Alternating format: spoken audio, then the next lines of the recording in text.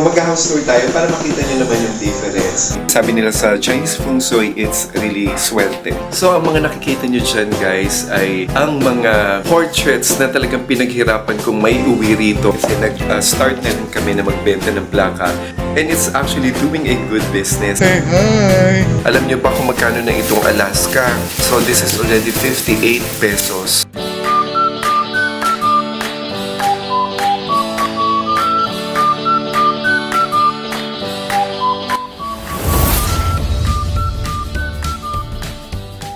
Good morning mga kachinoys! So, ito yung unang umaga na nandito ako, ayan. So, basically, kagabi, hindi pa rin ako makatulog. Kasi, alam mo, naka-uwi din naman ako na naglilinis ako talaga. Hindi ako makatiis. Parang nung nasa Pasay kami na talagang grabe. Kakadating ko lang, sabi nga ni Noy, saan ko daw hinuhugot ang aking energy. But anyway, nakatulog naman ako ng konti. Pero talagang naglinis ako at marami pang lilinisin. Kaya, ayan, si Noy, diba? Umaga pa lang, hindi pa nagbe-breakfast. Pero syempre, yung senyora niya, pinaglilinis na siya.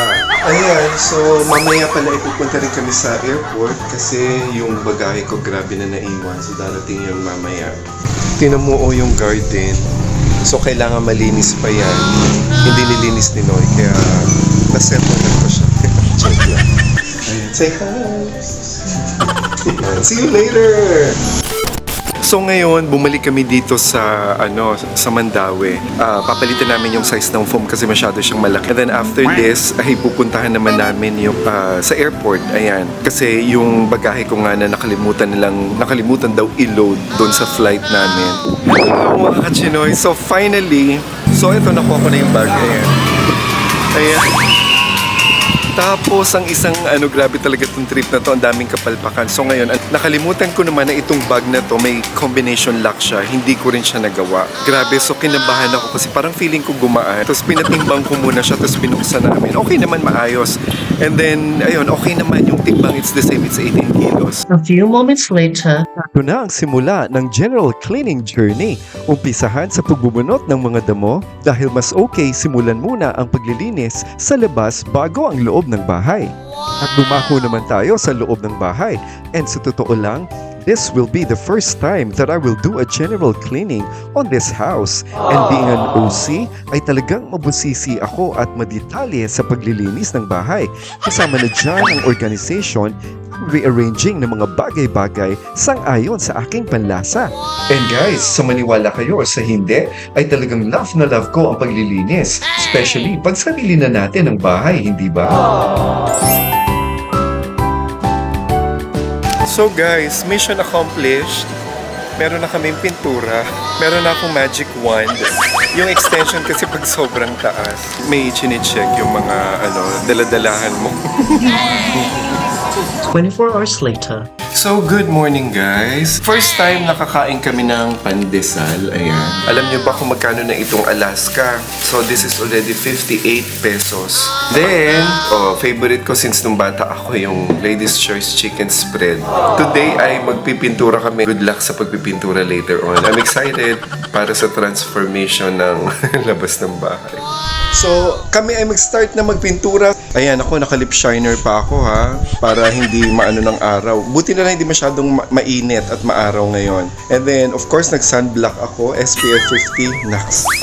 Ayan, para hindi tayo matutong or masunog. Meron kaming dalawang Davis paint na to. Good enough daw para dito sa exterior ng bahay. At kung may matitira pa, syempre, anuhin namin yung sa loob. Ako, mag-retouch ako ng konti lang. Punasan ko yung mga dingding para maganda yung kapit ng pintura, okay?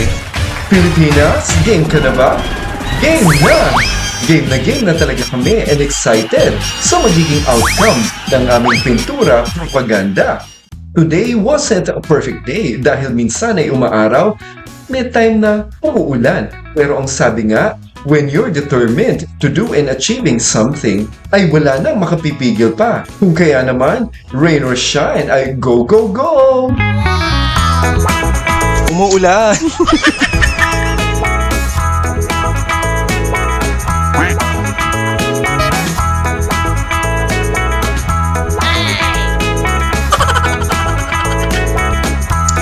Hello guys! Grabe, kanina medyo nag-uulan siya. So, mabuti na lang ngayon, umaraw siya. So, sobrang init naman. Ito nga, nag-jacket ako. Ayun, para matuyo yung pintura. Sinoy, nakailang retouch siya kasi natilamsi ka ng tubig. So, grabe ito mo, nag-sweater na ako. Akala mo, ginaw na ginaw. Pero, it's not too bad. Yung hangin malamig naman. Mainit nga lang, tapos parang kukulimlim mo ulan. So, ayan siya. At naputol yung kanyang gamit. Say hi! Say hi! So, hindi lang pala kami guys ang nag-DIY pagpipintura. Yung dito nga sa kabila namin kapitbahay. Nagwe-welding din sila nung kanilang bakod. Hello mga kachinoys! Day pa namin yung construction worker na nag-work from 8:30 I think. Tapos natapos kami ng oras? Mga 4:30. Kami ay magluluto ng ginataang kalabasa na may sitaw. Ang kalabasa ay 10 piso at ang 5 pirasong sitaw ay 10 piso rin. Ganun kamahal. Tapos may fresh na gata. Ayan. Magpipiga ako ng gata. Ang sarap no kasi all natural. Pero mag-house tour tayo para makita nyo naman yung difference. So sige guys, magluluto muna ako, okay?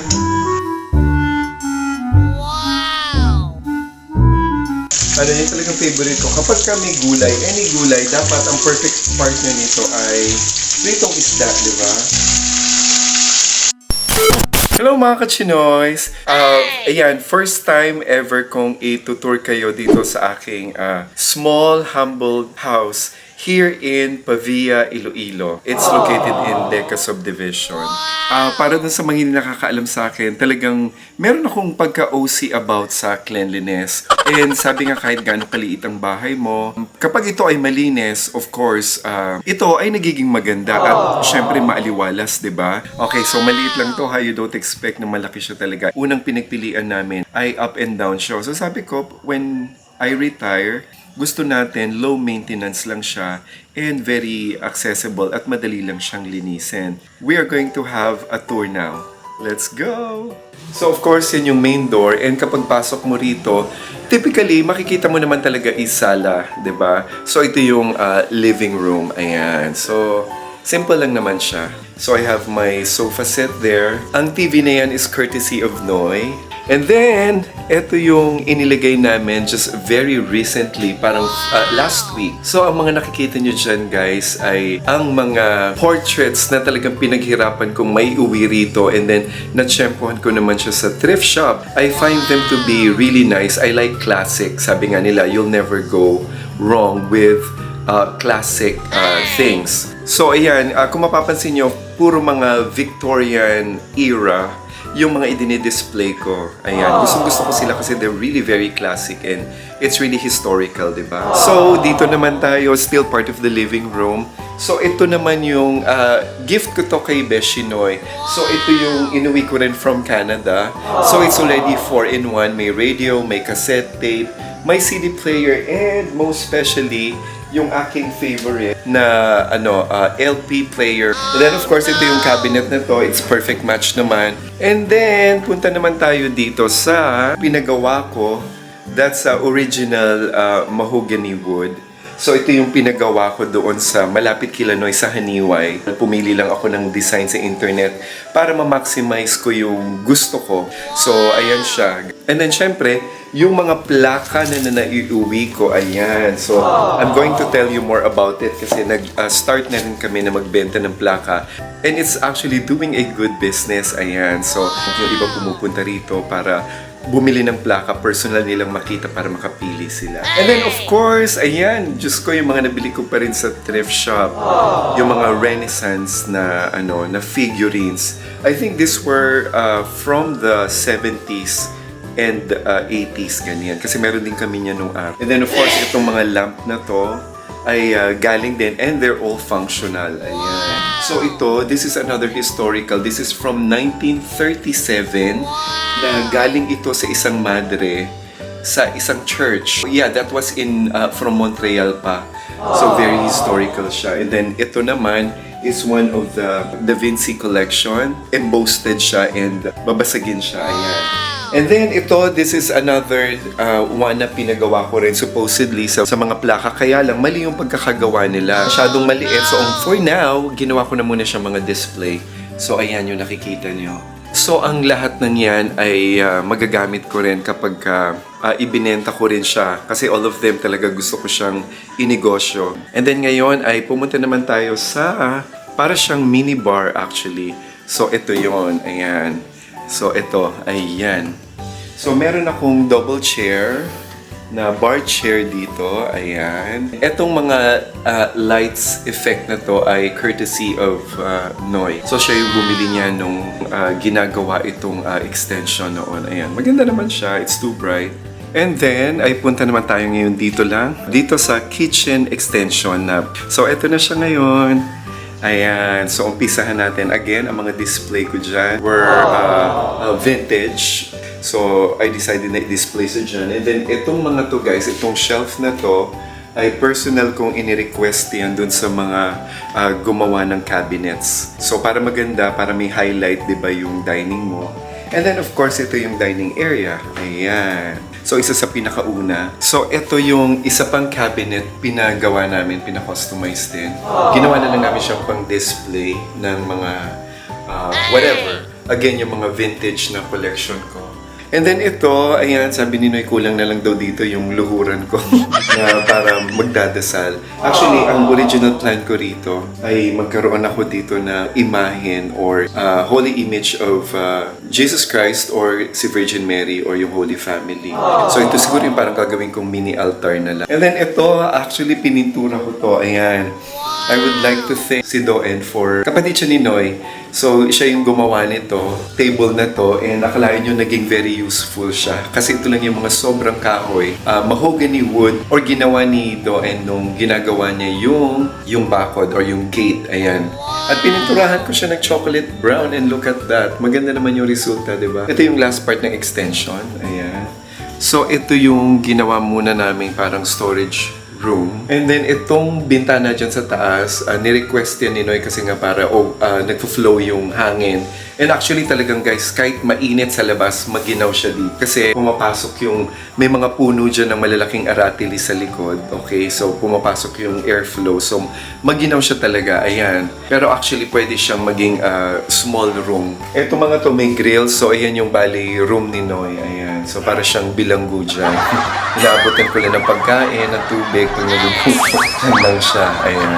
Yan, ito ang kitchen after the extension, ayan. So, okay naman siguro. Ayan. So, ito yung cabinets. Originally, hindi yan yung gusto kong plan for the cabinets. Pero, alam mo yon yung mga gumawa actually. I'm not 100% satisfied. So, parang, alam mo yon yung hindi talaga sobrang detalye. Hindi yan ang gusto ko na cabinet. But anyway, nandiyan na yan. So, maybe in the future, if I have extra money again, dahil malaki rin yung talaga nagastos ko rito, dito ko nilaan yung pera ko. So, papagawaan ko na lang ulit siya ng bago. I would like to thank Ate Delcy for sponsoring this refrigerator. Ayan. So, ayan ate yung refrigerator na denonate mo or inambag mo sa akin. Ito rin, kami yung pumili nito nila Noy. So, gusto namin may konting contrast na puro puti siya. So at least, diba, parang may iba. And then, itong sahig din pala na to, guys. Ako rin ang pumili nitong sahig na to. Ayan, so marami kami pinagpilian. Is nauuso na kasi ngayon yung mga vintage or yung mga sinauna na. So this is yung mga nauso noong late 60s to 70s. Ito itong ganitong klaseng tiles and style. Ayan. And for now, ay pupunta tayo doon sa aking small room. So itong small house na to, meron lang siyang 2 rooms, no? So depende na kung ipapa-extend mo and all. Ito yung restroom pala.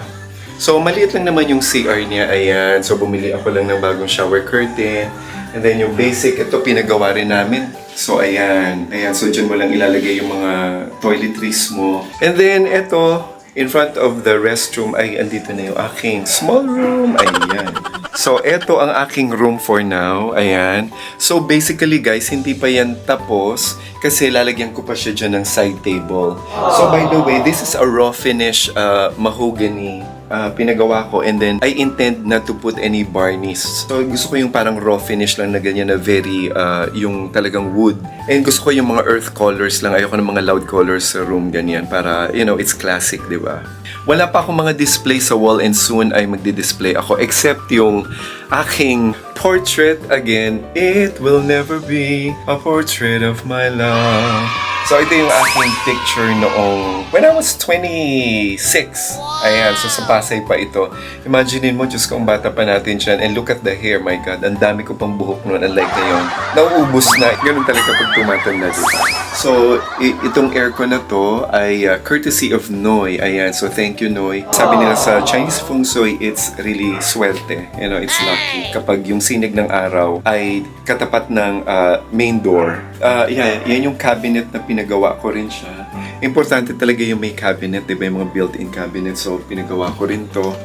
And for now, ay dito muna tumitira yung ilang dolls ko. Ayan. So, yung mga dolls ko na to ay all came from Canada. Pero guys, marami na rin akong mga pinamigay kasi sabi ko ano namang gagawin ko sa mga dolls na to. Pero sabi ko nga, aside from, you know, having a collection of dolls, gusto ko rin siyang ibenta. Yung iba, ibebenta ko talaga. Yung mga favorite ko lang talagang ititira ko. At ang dami ko pa actually dyan sa Canada. Right across is yung room naman ni Noy. Ito. So for now kasi ay natutulog siya. So hindi na muna natin siya papasukin. Pero we're just going to show you siguro sa susunod na vlog. Ayan. So ito lang ang bahay. And also, nandito yung ano pala, yung garden. Ayan. And then ito lang yung garden. Ayan, so si Noy nagtanim dito ng tanglad, yung mga flowers na namamatay. Sa gabi, nalalaglag ang kanyang flowers, mga ano siya, color violet. And then at 6 o'clock AM ay nagkakaroon sila ng bulaklak ulit, amazingly.